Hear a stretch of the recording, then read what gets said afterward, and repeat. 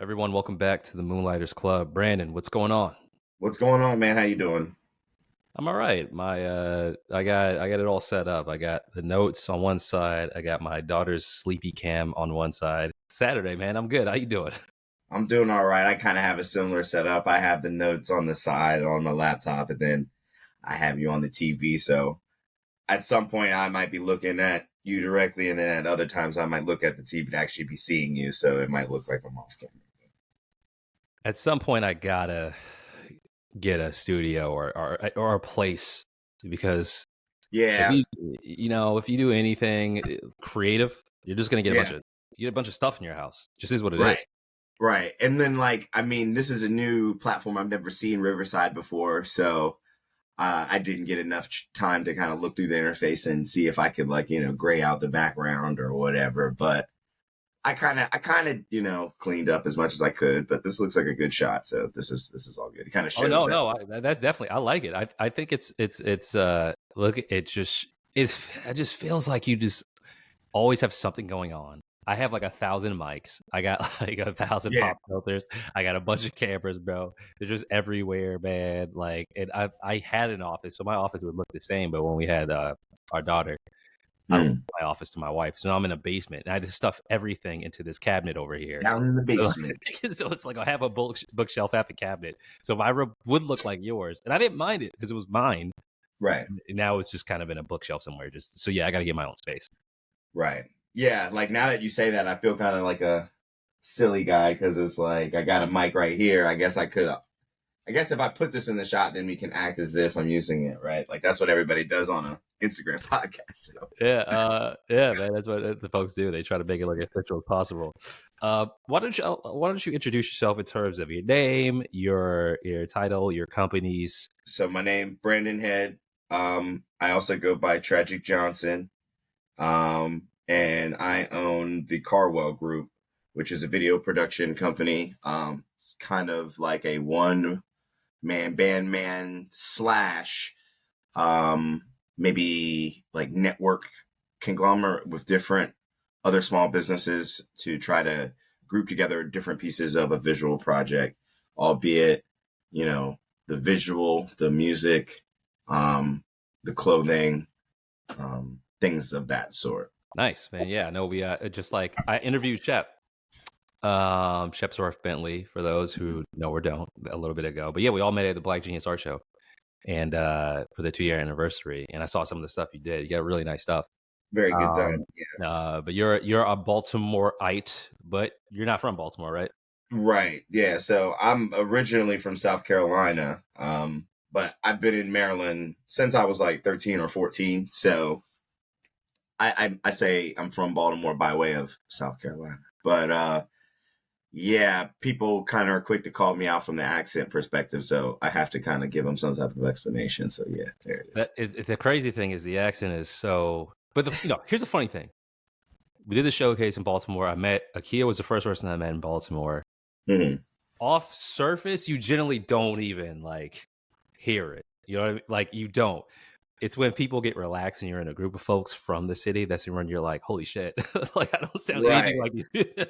Like, That is often the case. Or if you're like with people that are like born and raised from the city and you're like walking downtown and you're hearing the sounds, or if you walk into a place downtown and like you just hear a bunch of people talking, then it's like super pronounced. It's like, damn, do I sound like that? Because the funny thing is, it's like then when I go out of state, somebody's like, man, you sound like you got a Baltimore accent. I'm like, do I? So I don't know. I sound super. I sound as white as possible because everyone's saying Baltimore. Oh, don't say, Because I'm always like don't. Baltimore, Maryland. Because I can't. I grew up in Boston, so I can't. First of all, I already don't pronounce things correctly. So like I try to hide it. But like I said, I say Baltimore or like, like that. I'm just like Baltimore, Maryland, and people are like, "Bro, who are you? Where are you Nah, from?" I'm you like, I just have can't a say very Baltimore. accent, man. You don't talk white. Don't say that, man. Don't say that, man. It's a joke. And when I say white, I mean posh, like the poshiest, rich banker who Yeah, pronounces every single syllable. maybe like Queen's English. I get what you're saying, but Exactly. yeah, You get yeah. all the words. Ain't nothing wrong with a brother talking proper, man. I'll be one to step up for that, for Oh sure. no, not absolutely not, man. Say salutations, all that stuff. Right. Act like you know. Yeah, man. But so I know you as a creative. You do Yeah. videography, man. You're involved in music. How'd you find yourself getting into that? So I had been doing video stuff as far back as maybe even high school, just kind of playing around with, back in like, shit, I'm dating myself, but back in like 2005, 2006, um, I always kind of had my hand on some type of like camera or something like that. And I kind of always was playing with like the Windows Media Maker or whatever. So I kind of always had an understanding of like a non-linear interface timeline type of thing. And, I guess when I was looking at going to school for something, because my dad was kind of like, well, you need to, go to school for a degree like this, something in mathematics or something scientific, something else. I kind of figured out a way to like, if I do art, but I do it computer based, then technically it's a computer science degree. So, so I kind of like, finagled my way into kind of doing that, but it's kind of been something that I've always done, just shooting things. And then I think by virtue of that, I wanted to be able to draw. So I grew up drawing a lot, played a lot of video games, kid of the internet, making, beats and stuff like that. So all of those artistic skills kind of always just came together in a package. It's crazy, man. When you talk about like college, like I ended up going back and forth to school, and I did finish going to school. I majored in entrepreneurship, but most of the classes are business based. There's nothing less creative than business courses. It just is what it is, man. Accounting, like it just is what it is. You do need some kind of like. I don't think that's the best way. Like in terms of just doing business, because it gets so dry, so factual. You have to exercise those muscles all the time. And I generally do find people who find a way to do that later in life. It's like, nah, I want to try something else. I need to get out here and do something that really exercises my creative muscle. So that's how I felt about college. Like it's, yeah, this business stuff is how the world works, but I like doing fun stuff. Like I like creativity. That's what it is. Well, and I think like I always had kind of my ear to kind of like the entrepreneurial side of it. My stepmother, she was an entrepreneur in the sense that she would, go to locations and sell clothes.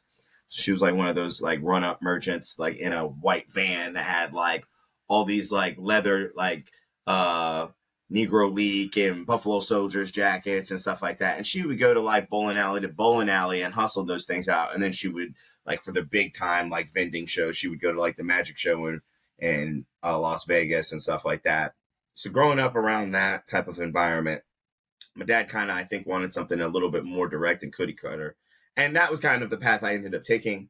But I knew that if I had a degree, just based off of my situation, and it was in kind of something that I desired, I could always fall back on that and do something entrepreneurial. So When you left school, what career lane, what kind of work were you doing fresh out? So when I left school, I happened to be working for the government at the time. I have been working for the government since my 12th grade year in high school. I was in the high school work study program. So I was working on Fort Meade doing work, as a civilian with a full clearance at 15. So I had kept that through college and knew that I was going to always have a job. So I just had a career in the government space and civil service. So that was what I was doing for about 15 years. Overall, good experience. Yeah, absolutely. I mean, the things I was doing, I was an intelligence officer for a 3-letter agency, and I definitely love the opportunities that it granted me and the things that it taught me, the places that it took me and stuff like that. A lot of good memories, at the end of it all, just very hard on the mental, and it was time to make a change. So I think that was kind of where having my degree at least gave me a foundation to be able to kind of like step away from that and transition into kind of what I'm doing now more professionally, but also kind of led me to being able to start my business as well. So How did you get into this current line of work? And what's your title? What do you do? Um, so in terms of like my personal business, Let's your your or your your your job, your okay, employment. okay, yeah. So currently, I'm working as a video producer for the Black Star Network. The Black Star Network is a Black-owned television company owned by three-time Hall of Fame award journalist Roland Martin. You might have seen him on like CNN like 10 years ago, and he had his own show on Washington Watch back in like the early 2017s or 2010s. And when that discontinued, he decided to open up his own company. So he has a studio down in DC. So I've been working there for about a year now as a video producer. Got it. What is some of your day to day? What kind of stuff do you do? So it could be anything from generally editing day to day. And that editing is graphic related, very graphic intensive. Or cutting, sounds on tapes um, or what's called a voiceover, where it's kind of just like somebody's talking and it's like editing up the video so that it's presented in a presentable way for the news. And then actually operating in the studio when the show actually begins, then I'm kind of like a graphic engineer at that point, where he'll call for the graphics and then stuff comes up. In the event that he's like going out to a event, I'll go for local support, set everything up. So I'm a part of that like break up and set down team, and then film crew. And then if there's a story, sometimes they'll send me out, with gear, and just go capture the story and come back and then edit something, and then we'll put it up. So, yeah, that's a lot. Now I already know this. But I would love for you to explain a day in the life of Brandon at work. And I mean, from wake up to going home. Describe what that is. Yeah, so I usually get up, I think around 8:30.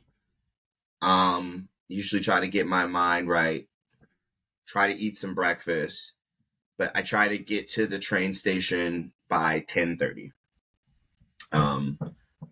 So all that time in the morning is kind of just prepping my mind, right? Answering emails, just making sure like I got everything ready for the day. Go to the train, take an hour train from Baltimore to DC. So then I'm going on the train from Baltimore to DC. When I get to DC, get to Union Station, then I get to the Metro. And then when I get to the Metro, I take it to Farragut North, right? So going through DC, walking, enjoying my day, get to the studio. First thing I'm doing is looking at my email, trying to see if any requests have already come my way. It's a small team, and my lead producer gets there earlier. So she basically will send me graphics request or video request for me to edit and cut. And essentially that is like going online and doing a template type of situation where I would grab some video, cut it in a certain type of format, and then I just give it some credit of like where it's from, sourced, and then I just package it back up to her. Or a graphic request would be, hey, here's some type of image online. I need you to put this on a background, or I need you to name these people and there's like 20 headshots, or I need you to create these graphics using this text, or it could be any number of things. And this is all preparation for the show. So I'm probably doing that from, I don't know, 11:30 to about like 1. And then by 1:30, I'm getting a rundown report. And the rundown report basically is going to run down all the shows that we're going to do that day. Or stories, I'm sorry, that we're going to cover that day. And that could be anywhere from 5 stories to 15 stories. So then with each story, there's a link associated to it with an article. So I have to read all article. And then once I'm reading all these articles, it's my job to kind of come up with up to 5 to 8 headlines about the article. The headlines got to be less than 80 characters.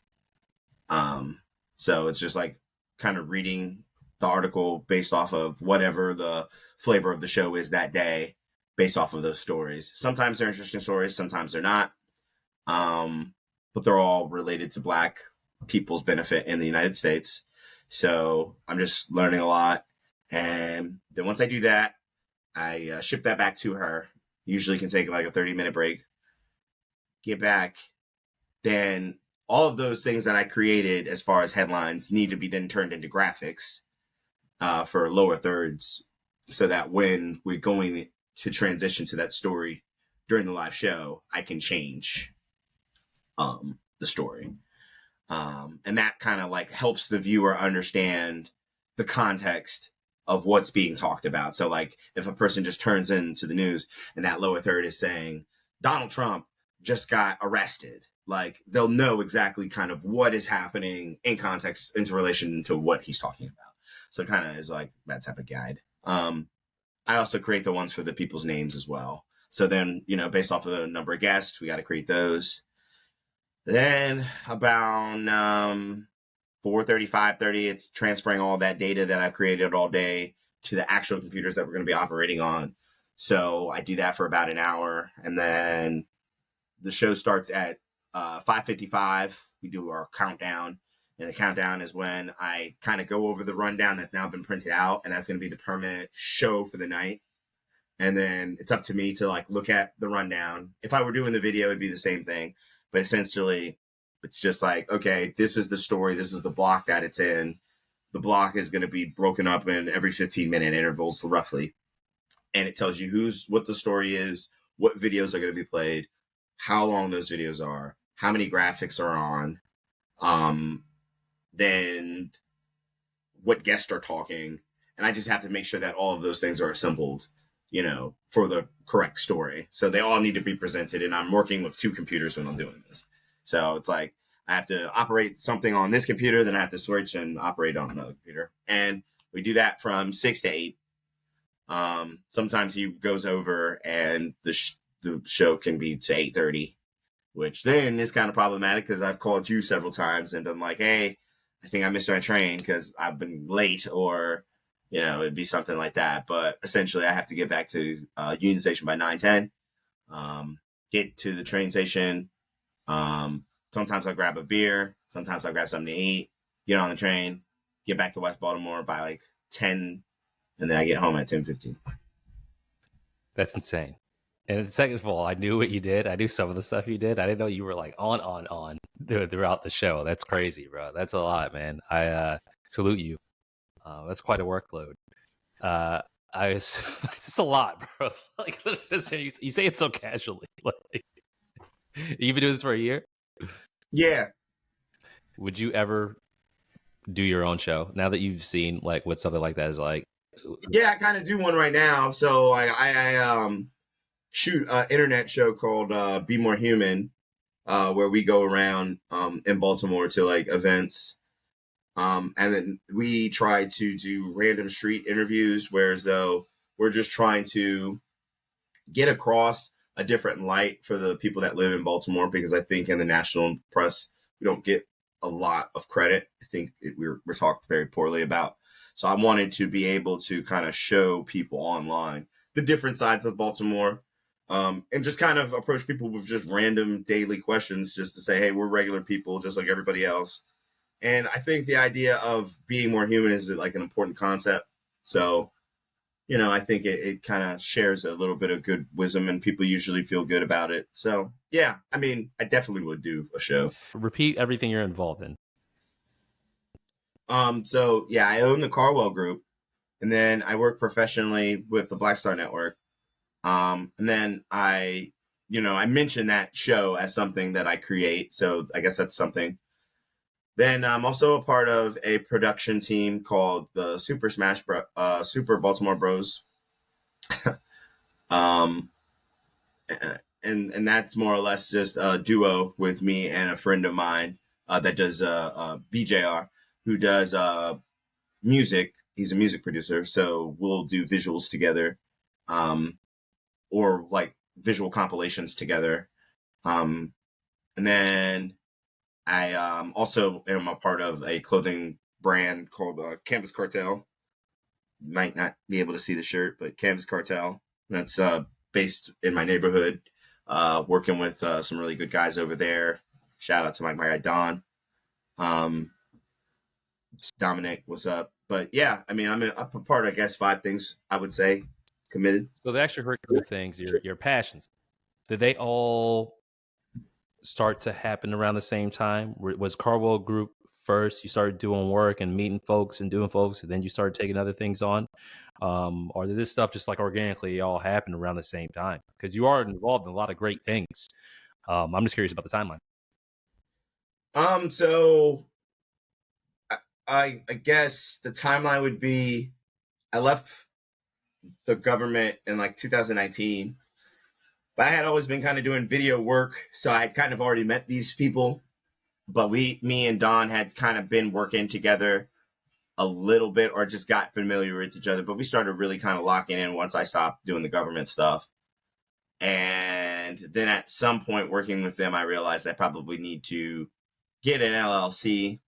So then I started my own company. And as I was looking for work, because, I was living off of my savings at the time and realizing like, I'm going to need some type of full-time income to support my life. So, that was kind of where I said, yeah, let me do the LLC. Let me try to get official as possible. And, I did that for about 1.5 years, 2 years. And it was difficult in terms of like customer acquisition, I would say. There was a lot more that, from looking back on the experience, it's like there's probably a few things that I would probably try to enhance, but, it worked for what it was, I think, and still is. It's just now it's like, okay, I've done that. I've kind of already hit that kind of stopgap with it. And then as I was looking for work around last year, the Roland Martin opportunity came up. So I'd say roughly that's the timeline. The timeline was doing work, met some really great people, started LLC, and then later did my business, and then later got a job. That's kind of how I would say the timeline is. So in terms of Super Baltimore Bro, Carwell Group, Canvas Cartel, how do you schedule your work? How do you know what you're going to be focusing on? And because I already know your schedule's packed, do you just say, hey, I'm going to do one on Saturday, one on Sunday? Does one take priority all the time? Because I personally struggle with that. I usually have, before like I got to DC, it was like Moonlighters Club and 30 things. Eventually my wife's like, you got to chill with this, bro. So I'm like, all right, I'll do one thing and kind of focus here. But even just knowing where to move next, still an issue. So I think a lot of it is sometimes when I'm working with like other people, especially like with Super Baltimore Bros, that is something that I would say is kind of almost, in a way, constantly happening day to day. So, if I have an idea, I'll send it in a group chat to Don and BJ.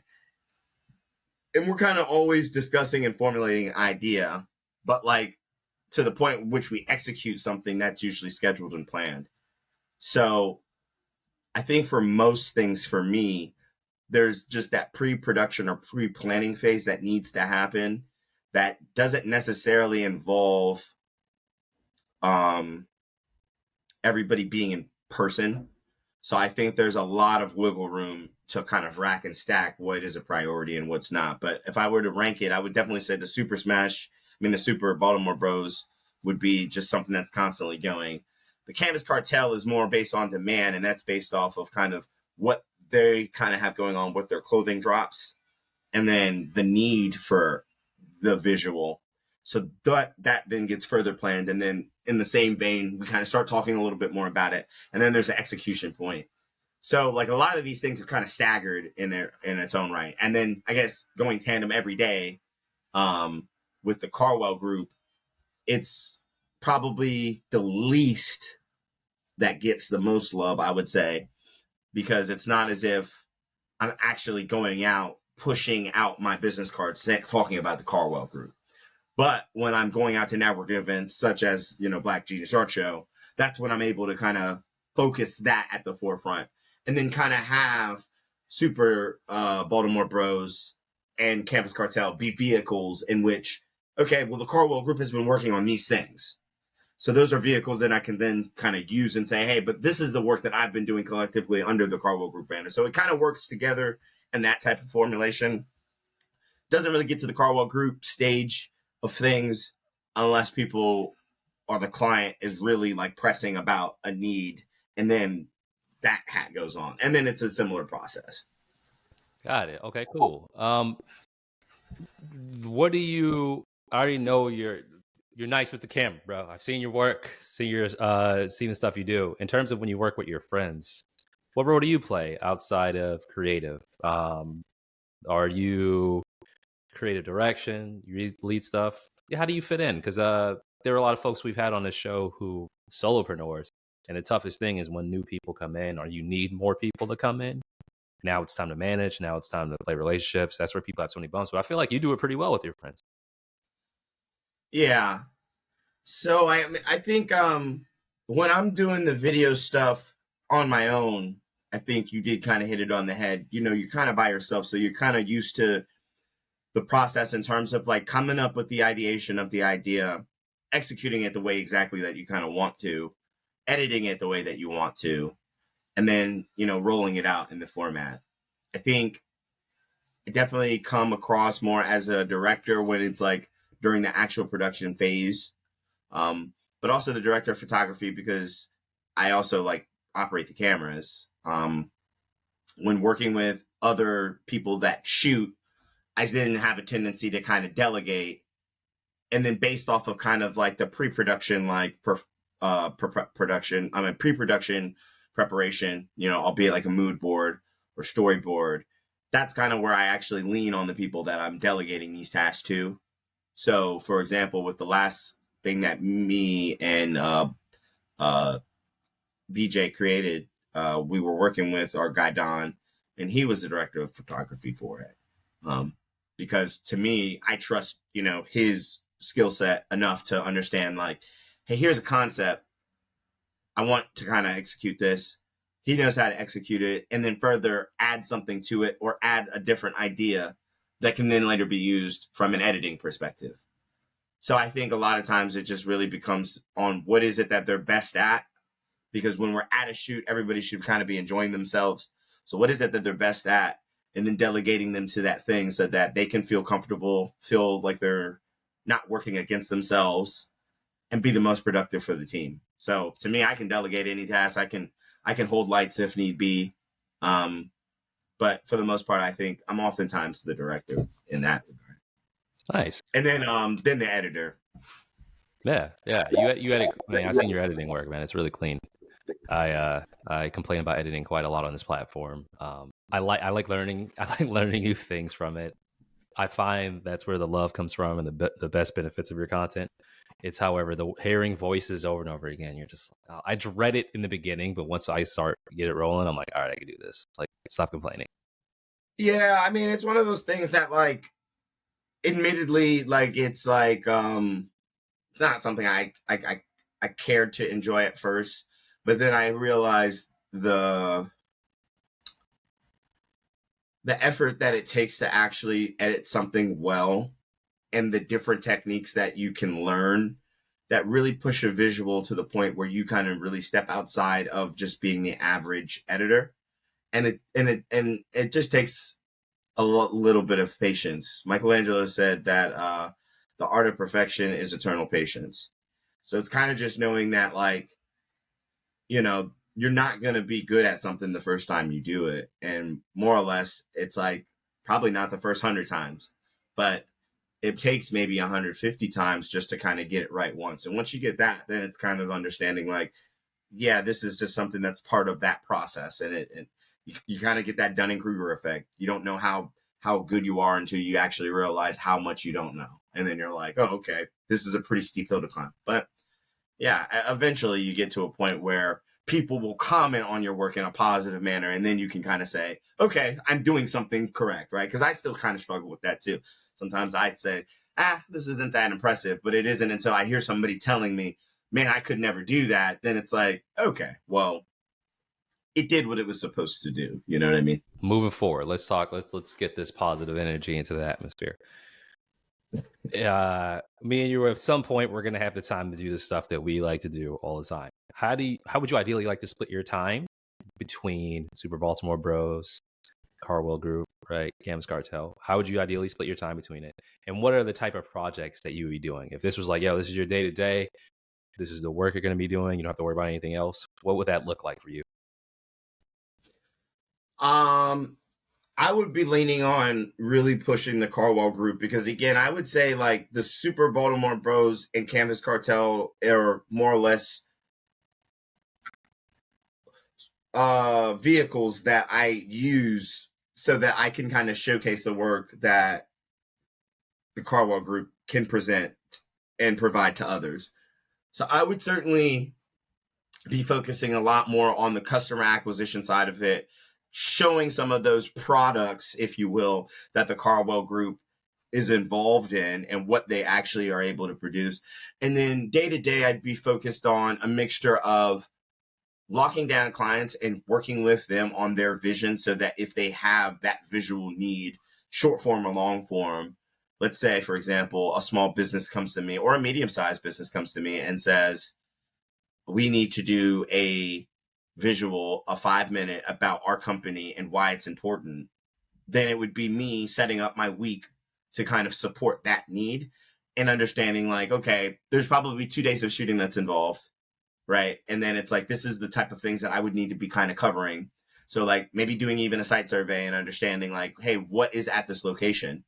Just maybe doing a walkthrough and then saying, okay, I'm going to spend an hour here this day, 5 hours here this day, 4 hours here this day. And then take 2 days to edit everything and then present it to them. So already, if we were talking 8 hours between 2 days and then like 2 days of editing, that's 4 days. That's your week, right? Friday, you do a presentation. And then all in tandem, like I've been saying, you're still having those conversations about, does Campus Cartel actually need something because it's its own business? So if they don't need anything, then it's almost to the point where as though, well, what's the next business that the Carwell Group can service? All the while, Super Baltimore Bros is constantly working because that's going to be constantly showing the depth of what is possible from the editing techniques. And mind you, not everybody needs the same techniques that the Super Baltimore Bros provide, right? Like I would say that probably is tailored to a very niche audience because it's more visually aesthetic and it's more from the artistic side. So people that like do things within the music space or in the video space might be interested in that. I don't think a business like Under Armour might necessarily care that I can do that. They might need something just clean and they might be impressed with something that I've already done. Maybe they're impressed by something I do professionally, you know? So those are the ways that I kind of segment it based off of what that client is when I'm talking about the Carwell Group. Because I think that's kind of really going to make the determining factor of like, what's that week look like? But if I were just to give a rough estimate, yeah, shooting somewhere, supporting that, editing that, and then providing that, and then keeping that pipeline moving because you need to be kind of moving. If you're not moving, you're gonna, you die. So you got to keep moving. Yeah, man. That shark mentality, that's how I feel, man. You can't sit still for too long. Um, my mind is going a mile a minute now hearing you talk about this. How do you find the time to get things done with your schedule? Very limited, man. Like I would say, in between like breaks at work and train rides, and the weekends.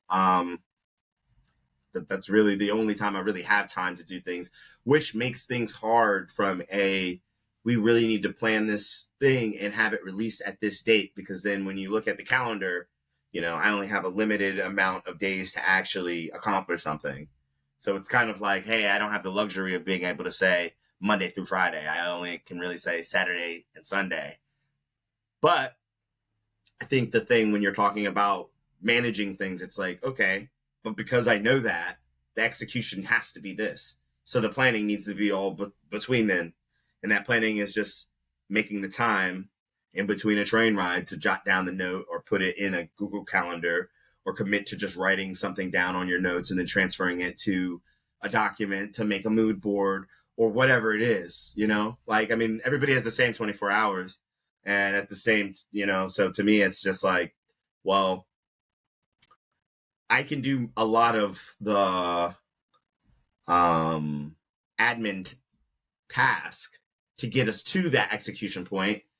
And it's always more helpful when you're working with a team of people that kind of recognize that admin task, those implied tasks, to work with you. But oftentimes that's not the case. And if money's riding on it, then it's like, well, I'm just going to push it to this point. So the client just sees this 9-pager and we can just get to shooting and just get to it. So I feel like most entrepreneurs or moonlighters, excuse me, will tell themselves, if I only had like 3 more hours.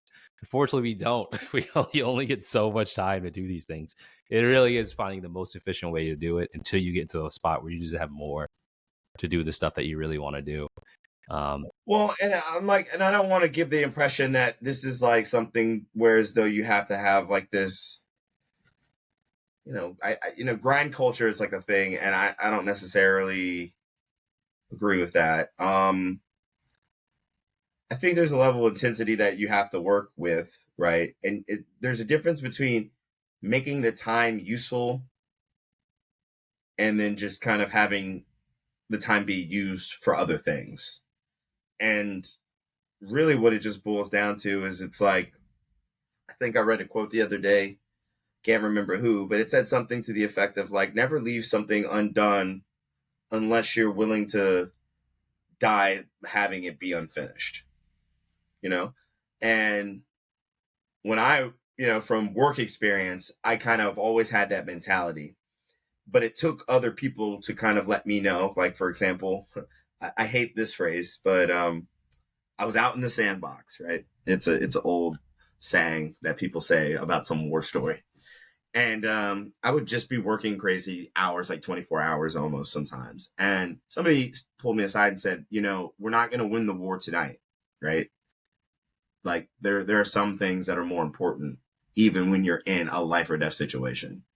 So coming from that experience, it just kind of made me realize that like there was so much time that all I did was focus on those things and how efficient I could become. And it still wasn't necessarily helpful. I'm talking about the Afghan war. So for anybody that's watching, for what it's worth, we didn't win, right? And to me, it's just like, okay, so all those hours spent didn't mean that those weren't a waste.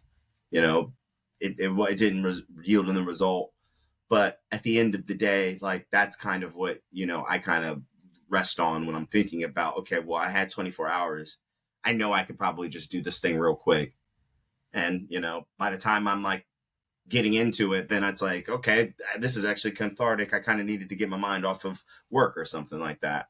So it's not as difficult, but I definitely don't believe in like staying up till like 3 o'clock in the morning and working the midnight hours, unless you're like on a roll, you know what I'm saying? But otherwise it's like that, I think you need proper rest. Like you need to, I think that's why like you don't hear me saying, oh, I get up at like 5 a.m. or anything like that. So yeah, I like that quote you just said. I'm not as eloquent, but I like the way I see it is be okay with you have to be okay with what you didn't get done. And the way I see it is I just got rid of all external excuses, unless it's a real external excuse. Like if someone tried to blow up my house, I'm like, bro, I couldn't, you know what I mean? But other than that, I'm like, all right, here's the time I've dedicated to do this thing that I want to work on, interview folks, edit. If I don't get it done in these hours or whatever I do get done in these hours, that's it. I'm not going to carry this laptop around with me when my daughter turns around for a second, type. She goes to try to scramble. No, the work I want to be able to complete, I want to be able to complete it in a manner that's productive, not rushed, period. If I don't do it in the time I've allocated for it, it's all right. It's not life or death. We are going to get it back to it the next day. It keeps me honest and also keeps me focused because I know when it's down, it's down. When it's time to do the other things that I have to do, that's what I'm going to do. And that could be anything from just relaxing, hanging with family, eating, I don't care, any of those things. So no, I feel like this has to be like a 3-parter, which it will be. We should be checking in all the time, man. Like people, I feel like we can absolutely check in more often. Yeah. All right. So let's talk about focus. Where you're focusing, where you're going to be focusing in the next few months for your for the Carlwell group, for Super Baltimore Bros. I want to say Super Smash Brothers. So many times. I've been saying it. I've been messing it up. We definitely didn't want to get copyrighted, so we were just like, let's not do that. So yeah, let's Well, but we're trying. So Super Baltimore Bros. It's a mouthful, but yeah.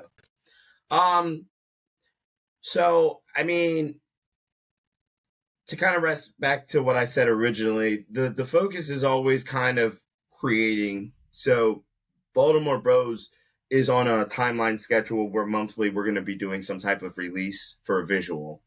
That's at least the plan, considering all type of planning and shooting and all that type of stuff.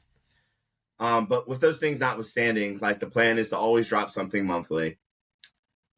Intermittently, we want to then kind of take that BTS footage and then drop those things for engagement as well.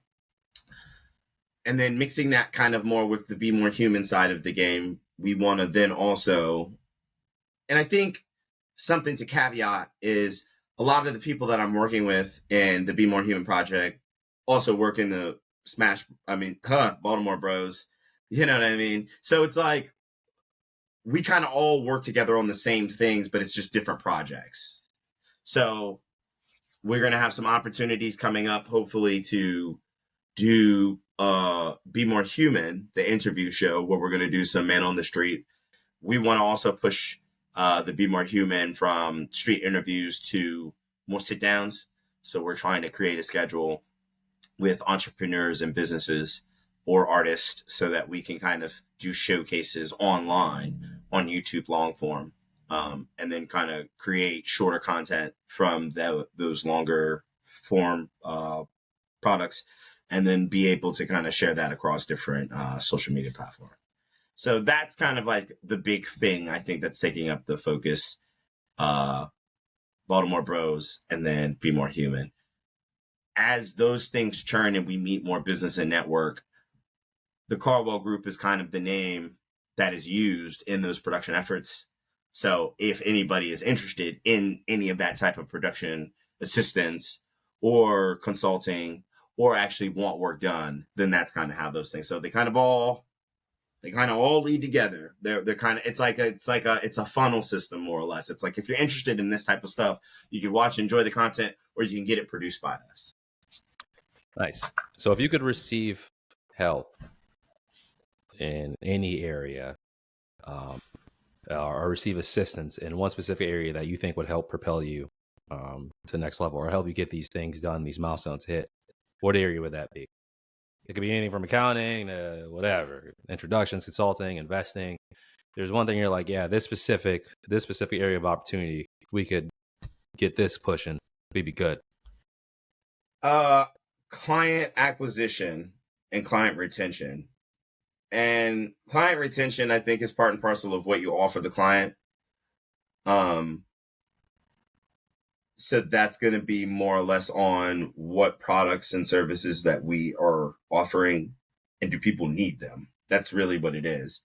But it's oftentimes communicating it to the audience that you're trying to pitch to, depending upon whatever their budget is. And I think from a client acquisition piece, the clients that we've worked with in the past have been, budgetary, like had budgetary constraints. And it was something that, as a business trying to grow, it's difficult when you're working with, smaller entities. So having access to a client pool that needs, legitimate production, with some of those budgetary constraints kind of, not a factor, would be something that I think could really take the Carlwell Group to the next level. All right, we'll see if we can manifest that for you. Client acquisition. We'll see. Let's go through this network we put together here at the Moonlighters and see what we can put together. Sure. Brandon, where can people find you? Shout out everything right now. Yeah, so you can find me online on IG at Tragic Johnson. That's TRVGCJHNSN.